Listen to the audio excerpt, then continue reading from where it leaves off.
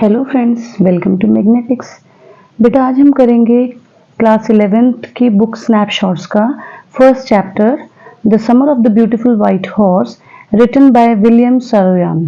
ठीक है, ये जो स्टोरी है बेटा the summer of the beautiful white horse, इसमें बेसिकली दो बच्चों की स्टोरी है। दो बच्चे हैं इसमें, एक है अरम और एक है Murad, and they both belong to Armenian tribe. ठीक है, दोनों ही अर्मेनियन ट्राइब से बिलोंग करते हैं, जिसका हॉलमार्क है ऑनेस्टी एंड ट्रस्ट। अब देखते हैं आगे क्या होता है स्टोरी में। अरम जो है वो 9 years ओल्ड है and he belong to Armenian tribe, और उसका कजन है Murad, he is 13 years old. And एक अंकल है खुसरो, जो अरम और मुराद के अंकल हैं, वो यहाँ पे एक फनी कैरेक्टर प्ले कर रहे हैं। And another character in this story is John Byro, जो एक फार्मर है। ठीक है, so there were two Armenian boys, Aram and Murad. दो अर्मेनियन बॉयज हैं, जैसे कि मैंने आपको पहले भी बताया, अर्मेनियन बॉयज हैं अरम एंड मुराद, एंड दोनों को ही हॉर्स राइडिंग बहुत पसंद है। ठीक है, they both belong to Garoghlanian family, Armenian tribe, Garoghlanian family. Okay, और दोनों को ही राइडिंग बहुत पसंद है, और ये पूरे ट्राइब का हॉलमार्क जो है वो है ट्रस्ट एंड ऑनेस्टी। मतलब यहाँ पे ना तो कोई झूठ बोलता है, और इन लोगों पे हम विश्वास भी कर सकते हैं, बहुत ही ट्रस्टवर्दी होते हैं। So Murad was crazy about horses, in fact was considered the natural descendant of uncle Khosrove. Murad बहुत ही क्रेजी है, मतलब कि बिल्कुल पागलपन की हद तक उसको हॉर्स राइडिंग बहुत पसंद है, और वो अंकल खुसरो का नेचुरल डिसेंडेंट माना जाता है। मतलब ये समझा जाता है कि अंकल खुसरो की क्वालिटीज अगर किसी में आई हैं पूरे परिवार में, तो वो है मुराद। ठीक है, एक दिन क्या होता है, वन अर्ली मॉर्निंग मुराद वोक अरम। एक दिन मुराद अरम के घर जाता है सुबह सुबह और उसको उठाता है, लेकिन जब अरम खिड़की से बाहर देखता है तो उसको अपनी आंखों पे विश्वास नहीं होता। वो देखता है कि Murad is sitting on a beautiful white horse. Murad जो है बहुत ही सुंदर से सफेद घोड़े पे बैठा हुआ है। उसको विश्वास नहीं हुआ कि ये घोड़ा ये कहाँ से लेके आया। ना तो हमारे पास इतने पैसे हैं, है ना, because the tribe was very poor.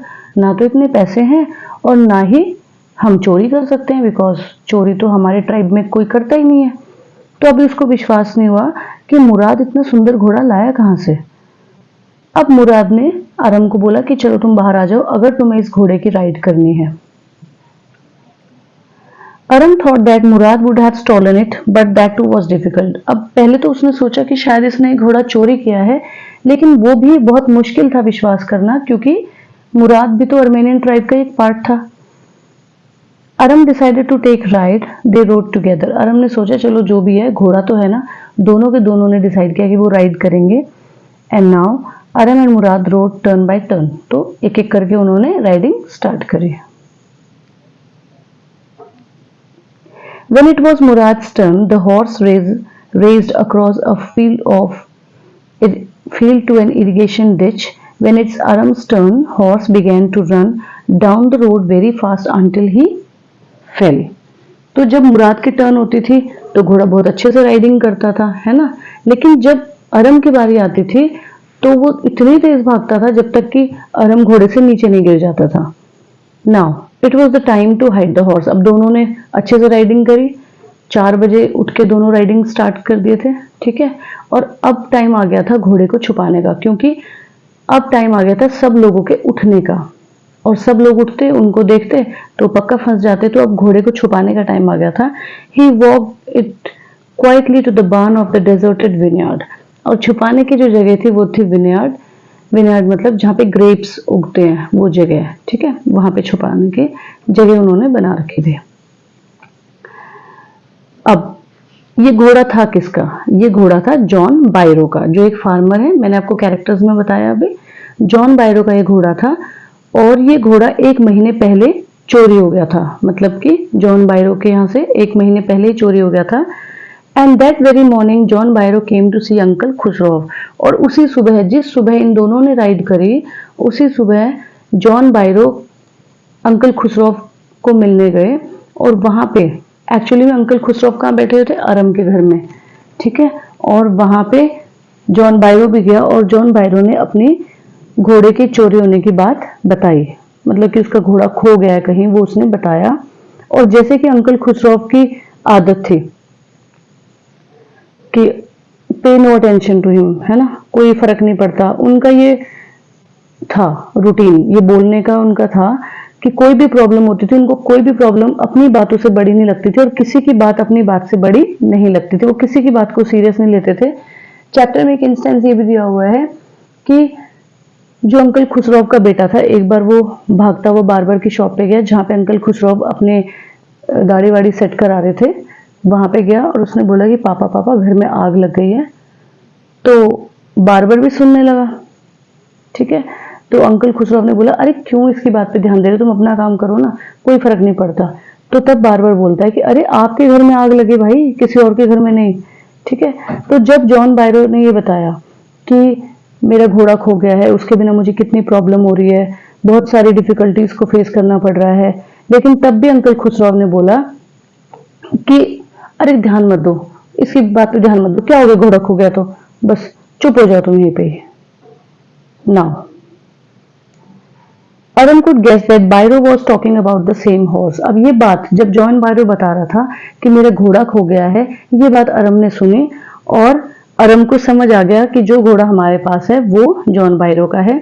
वो ये न्यूज देने के लिए फटाफट मुराद के घर गया and then he requested his cousin not to surrender. अब सोचो, यहाँ पे हमारे दिमाग में एक बात आती है कि अरम मुराद के घर गया और उसने शायद ये बोला होगा कि घोड़ा वापस दे देते हैं, बट उसने बिल्कुल उल्टा बोला। उसने बोला कि मुराद तुम घोड़ा तब तक वापस नहीं करोगे जब तक कि मुझे राइडिंग नहीं आ जाती।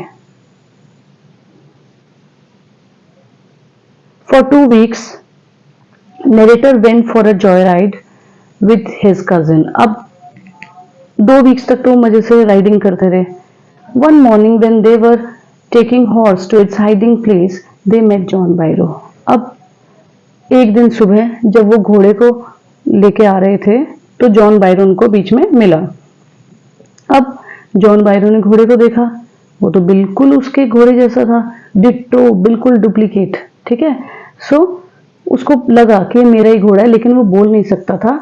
उसने बोला भी कि अगर ये तुम्हारे पास नहीं होता घोड़ा तो मैं जरूर बोलता कि ये मेरा घोड़ा है, बट मैं ये नहीं कह सकता because you belong to Armenian tribe जिनका हॉलमार्क ट्रस्ट एंड ऑनेस्टी है, तो इसलिए तुमने तो मेरा घोड़ा चोरी नहीं किया होगा, तो इसलिए मेरा घोड़ा नहीं है।